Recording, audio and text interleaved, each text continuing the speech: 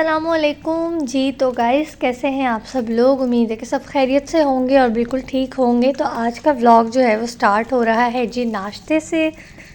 और नाश्ते में बन रहे हैं जी यहाँ पे फ्राइड एग्स। और ये कॉलेज का टाइम है, साथ साथ हमें नाश्ता भी करना है और साथ साथ जो है हस्बैंड का लंच भी रेडी करना है।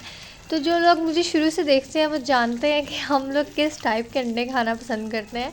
मैं हाफ़ फ्राइड खाती हूँ, अब्दुल्लाहद को भी मैं हाफ़ फ्राइड ही खिलाती हूँ, लेकिन जो हस्बैंड के लिए बनाती हूँ उसको मैं प्रॉपर्ली कुक कर लेती हूँ और वो फुल फ्राई ही अंडा खाना पसंद करते हैं, वो हाफ़ फ्राई बिल्कुल भी नहीं खाते हैं। तो बस यहाँ पे मैं जो है ना, जब सुबह हस्बैंड को नाश्ता करवाती हूँ ना, तो साथ ही ना मैं अब्दुल्लाहद को भी नाश्ता करवा देती हूँ। उससे ना मुझे बड़ा फ़ायदा हो जाता है, वो बार बार फिर तंग नहीं करता, उसका एक दफ़ा पेट भर जाता है ना तो तसल्ली हो जाती है। तो साथ में फिर अगर मेरा दिल कर रहा हो तो मैं नाश्ता कर लेती हूँ, अदरवाइज़ मैं फिर जो है अपने मुताबिक अपने टाइम के हिसाब से नाश्ता करती हूँ।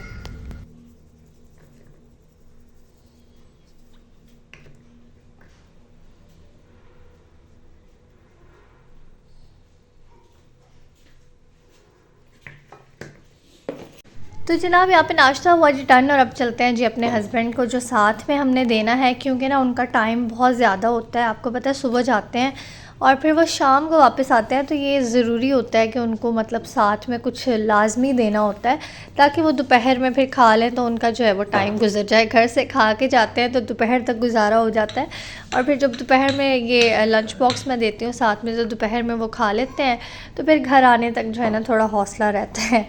तो मैंने ना रात में दाल का जो है ना आटा गूँधा था, दाल पड़ी हुई थी ना, तो मैंने उसका आटा गूँध लिया था। आपको पता है दाल जब भी बनती है मेरे घर में तो दाल के पराठे लाजमी बनते हैं।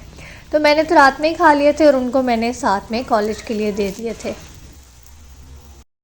और अब यहाँ आप देख सकते हैं कि शाम हो चुकी है, तो बस सुबह के गए और फिर वो शाम को ही आते हैं, और फिर जब वो शाम को आते हैं तो फिर ही कहीं निकलना होता है, वो भी अगर मतलब कोई काम हो तो निकलते हैं, अदरवाइज़ हम वैसे भी नहीं निकलते।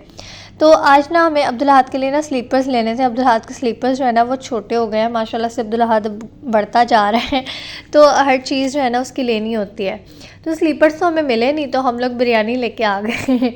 तो मेरे हस्बैंड मुझे कहते असल में ना तुम बिरयानी लेने ही गई थी, कि जूते का तो बहाना था। मैंने कहा नहीं नहीं ऐसा कुछ नहीं था, मैं जूता ही लेने गई थी अब्दुल्लाहद का, लेकिन वो मिला नहीं, तो चले कोई बात नहीं।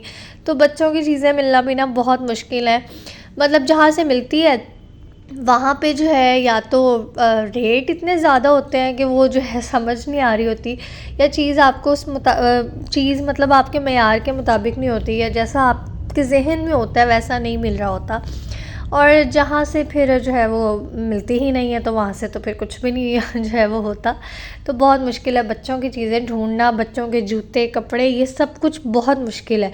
हम जब भी बाज़ार निकलते हैं ना तो अब्दुल्लाहद का सामान या तो जो है वो उस दिन मिलता है तो बहुत ज़्यादा थकावट के बाद, नहीं तो फिर हम उस दिन वापस ही आते हैं कि अब नेक्स्ट डे निकलेंगे, किसी और बाज़ार जाएंगे। तो ये काम बड़ा चलता रहता है। और साथ साथ जी यहाँ पे बस मैं बिरयानी भी खा रही हूँ। अच्छा एक बात मैंने ज़रूर करनी थी आप लोगों से वो ये कि अब आप लोग जो है ना, मुझे लगता है कि व्लॉग्स इतने शौक़ से देखते नहीं हैं, क्योंकि पहले जैसे माशाल्लाह से प्यार दे रहे थे ना, उस तरह से अब आ नहीं रहा है प्यार मुझे मेरे व्लॉग्स पे। कुछ लोग हैं जिनका नाम मैं ज़रूर मेंशन करना चाहूँगी, जो वाकई बहुत ज़्यादा मतलब चाहत करते हैं, और उनका जो एक कमेंट रोज़ आता है ना, वो जो है ना ऐसे दिल को खुश कर देता है कि आप रोज़ व्लॉग अपलोड किया करें, हमें वेट होता है। ये जो कमेंट है ना, एक मैं नेम भी मेंशन कर देती हूँ, एक मिसेस खान ब्लॉग्स हैं फ्रॉम इंडिया, उनका ये लाजमी कमेंट आता है। रिसेंटली मुझे एक अत्थर अली के नेम से कमेंट आया, वो भी मुझे बहुत अच्छा लगा। वाइट हिल है जो बहुत ज़्यादा मतलब ना प्यार भरा कमेंट मेरी हर वीडियो पे उनका होता है। तो इन सब का बहुत बहुत शुक्रिया। आप लोगों की वजह से ना फिर मैं नेक्स्ट व्लॉग के लिए जो है ना अपने आप को रेडी करती हूँ कि नहीं ये लोग वेट कर रहे हैं तो इनके लिए मुझे बनाना है। और जो नहीं देख रहे हैं ना उनसे भी मेरी रिक्वेस्ट है कि यार जिस तरह पहले आप लोग इतना प्यार देते थे अब भी देना, क्या हो गया अब आप लोगों को सुस्त हो गए हैं, अब सर्दियाँ आई हैं सब सुस्त हो गए हैं। तो देखें मैं खुद भी सुस्त नहीं हो रही हूँ आप लोगों की मोहब्बत में, तो आप क्यों सुस्त हो रहे हैं। लेट के देखना आराम से मज़े से, तो प्यार दें मोहब्बत दें। तो बड़ी खुशी होती है। तो ख़ैर यहाँ पे ना मैं एक लंच बॉक्स रेसिपी शेयर करने वाली हूँ आपके साथ, जो बहुत मज़े की है, बहुत बहुत यम्मी बनती है और इसको आप फ्रीज़ करके रख सकते हैं 2 से 3 हफ़्तों के लिए आराम से।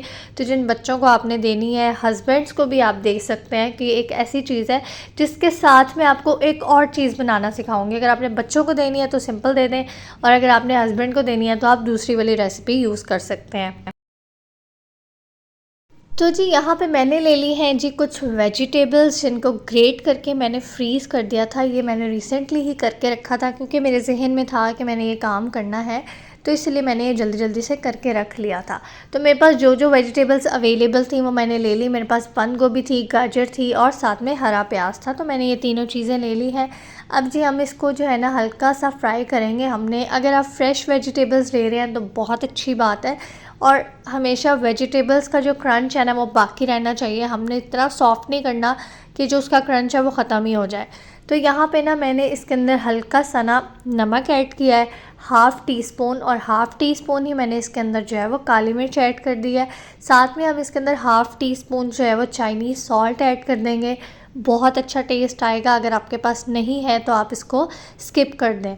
और उसके साथ जी हम थोड़ी सी सॉसेस ऐड करेंगे, जिसमें हम हल्का सा सिरका डालेंगे, थोड़ी सी सोया सॉस डालेंगे, 1 टेबलस्पून हम इसके अंदर ऐड कर देंगे ये सारी चीज़ें।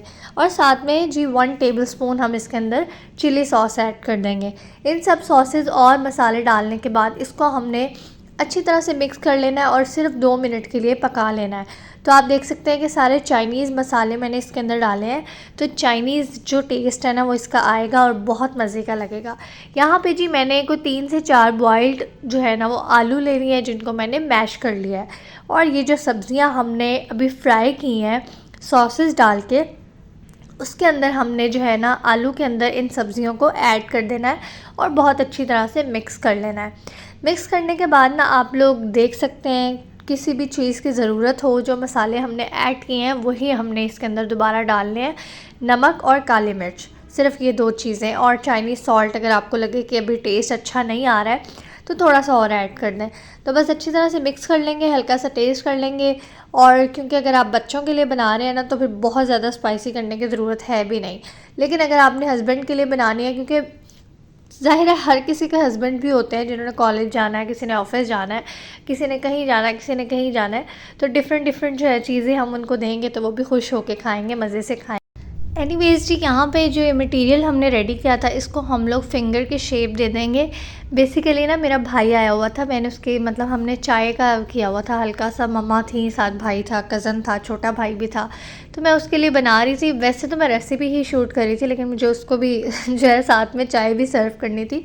तो फिर जल्दी जल्दी में ना मैंने, जब भी मेहमान आते हैं ना मेरे, तो मेरा कोई ना कोई जो है ना वो स्टेप रह जाता है। तो फिर खैर ये तो आपको बनानी आती ही है, तो हम इसको ना फिंगर की शेप दे लेंगे। कोई ज़रूरी नहीं है फिंगर की शेप देनी, आप इसको जैसे मर्ज़ी शेप दे लें तो जो है ना वो अच्छा ही लगेगा, प्यारा ही लगेगा। बेसिकली तो टेस्ट है ना। तो जो है ना बस मैंने इस तरह से फिंगर की शेप दे ली। उसके ऊपर हल्का सा एग कोट करके ब्रेड क्रम्स जो है मैंने ताज़ा ताज़ा बनाए थे। अगर आपके पास बाज़ार के हैं आप वो भी यूज़ कर लें, मशीन वाले हैं जो भी हैं वो यूज़ कर लें। और जो है ना बस हमने इसको डीप फ्राई कर लेना है। तो डीप फ्राई करते हुए इस बात का ख़ास ख्याल रखना है कि आपका ऑयल जो है ना वो फुल गर्म होना चाहिए, वरना ये ऑयल के अंदर जाके खुल जाएंगे। फिर आपने मुझे नहीं कहना कि रेसिपी हमारी ख़राब हो गई। तो ये देखें जी, बहुत ही खूबसूरत से पोटैटो रोल्स जो हैं वो हमारे हो गए हैं रेडी। यहाँ पे हम एक चीज़ बनाने वाले हैं जो बहुत मज़े की बनती है, बहुत सॉफ्ट बनती है और बहुत जल्दी से बन जाती है और बहुत कम चीज़ों से बनती है। अंडे हर वक्त घर में पड़े होते हैं, दूध हर वक्त घर में पड़ा होता है, मैदा हर वक्त घर में पड़ा होता है। तो कोई भी ऐसी चीज़ नहीं होगी जो आपको बाहर से लानी पड़े और आप कहें जी कि हमारा काम नहीं हो रहा। तो हर चीज़ घर में अवेलेबल होगी, आपने बस फटाफट उठानी है चीज़ें और जल्दी से बना के दे देना है। ये बच्चे भी खा सकते हैं। अब्दुल अहद को तो इतना पसंद है ना कि वो बहुत शौक़ से खा लेता है। तो मैंने यहाँ पे 1 अंडा लिया है, 1 कप दूध लिया है, इसके अंदर 1 चम्मच चीनी डाल देंगे और हाफ़ टी स्पून जो है वो मैंने इसके अंदर सॉल्ट डाल दिया है और इसको अच्छी तरह से मिक्स कर लेंगे। चीनी को बहुत अच्छी तरह से मिक्स करके उसके बाद जी हमने 1 कप इसके अंदर डाल देना है मैदा और दोबारा से इसको हम अच्छी तरह से मिक्स करेंगे। इतना अच्छा मिक्स कर लेंगे कि इसके अंदर बिल्कुल भी मैदे के जो है वो लम्स ना बने। अगर आपको ये ज़्यादा थिक लग रहा हो तो आप थोड़ा सा इसके अंदर दूध और ऐड कर सकते हैं। इस बैटर की जो कंसिस्टेंसी है वो ऐसी होनी चाहिए कि जब आप इसको, जो ये हमारे पास विस्कर है, इसको जब हम उठाएं तो जो आपका बैटर है ना उसके साथ चिपका नहीं होना चाहिए, ऐसे पानी की तरह नीचे गिरना चाहिए। मतलब इतना भी पतला ना हो कि बिल्कुल ही जो है वो पानी पानी हो जाए तो इस तरह का होना चाहिए। आप देख सकते हैं यहाँ पे मैंने आपको चेक भी करवा दिया है। अच्छा जी, तो अब हमें रैप्स बनाने के लिए यहाँ पे नॉन स्टिक फ्राई पैन की ज़रूरत है। नॉन स्टिक फ्राई पैन होगा तो बहुत अच्छे बन जाएंगे, वरना टूटने का जो है वो ख़दशा हो सकता है। ये जो हमने मटेरियल अभी बनाया ना अंडे और दूध और मैदे के साथ, तो ये रैप्स का मटेरियल है, इससे हम रैप्स बनाते हैं। तो आप देखें जी कि ऑयल डाल के ना हल्का सा बस ग्रीस करना है, हमने ऑयल के अंदर इसको भिगोना नहीं है। तो जो है ना बस 1 चम्मच हम डालेंगे और सारे पैन में ना इसको अच्छी तरह से हम फैला देंगे। तो मैंने एक्स्ट्रा थोड़ा सा मतलब मटेरियल ले लिया था और जो है वो साइड्स पे भी डाल दिया था कि पूरी एक बड़ी रोटी बन जाए और अच्छा सा जो है वो इसका रैप बन जाए, और जब हम इसको रोल करें तो वो अच्छा सा मतलब सारा जो है इक्वली बने।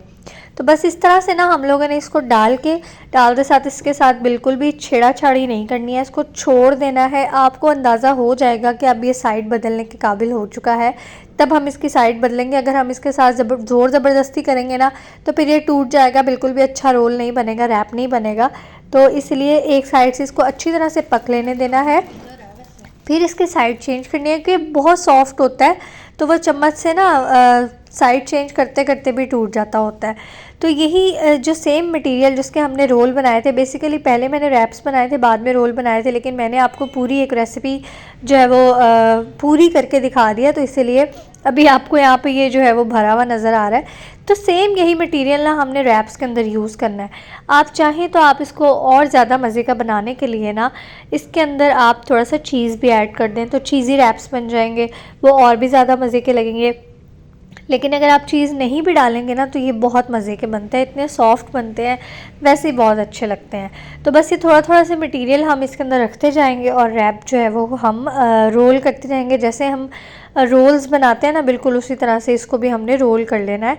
मिड में थोड़ा सा मटेरियल रखेंगे, साइड से इसको रोल करेंगे और जो है वो बस रोल की शेप दे देंगे इसको।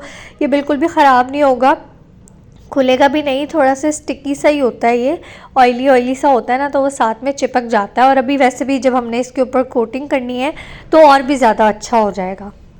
तो इन रैप्स के ऊपर भी हम लोगों ने कोटिंग करनी है जी अंडे और ब्रेड क्रम्स की। एक दफ़ा अंडे में डिप करेंगे, एक दफ़ा ब्रेड क्रम्स में डिप करेंगे। उसके बाद ये बस हमने हल्का सा पैन को ग्रीस करना है और इसको शैलो फ्राई कर लेना है जब तक कि आपके जो ब्रेड क्रम्स हैं वो ब्राउन ब्राउन से हो जाएं। तो बस आपके रैप्स जो हैं वो रेडी हो जाएंगे।